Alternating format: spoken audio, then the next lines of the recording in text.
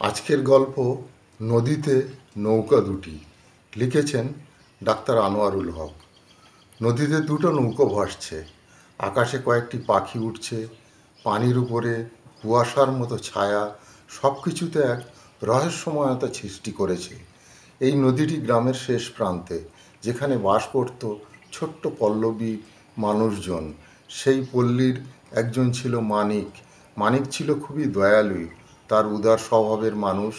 সে প্রতিদিন সকালে নদীতে মাছ ধরতে যেত।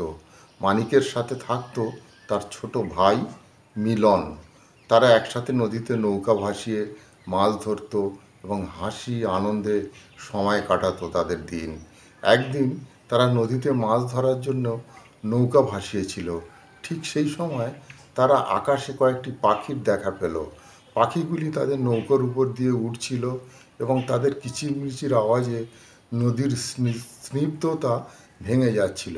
মানিক এবং মিলন পাখিদের দিকে তাকিয়েছিল, আর পাখিরা তাদেরকে যেন স্বাগত জানাচ্ছিল। পাখিদের এই আনন্দমুখর উড়ান দেখে মিলন বলল, দাদা, এই পাখিগুলির মতোই আমাদের জীবনে খুশি থাকা উচিত।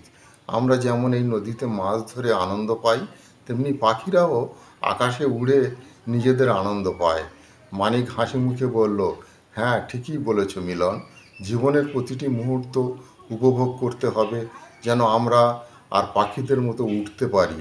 তাদের কথা এবং পাখিদের উড়ান যেন এক অদ্ভুত সুন্দর মিল তৈরি করলো।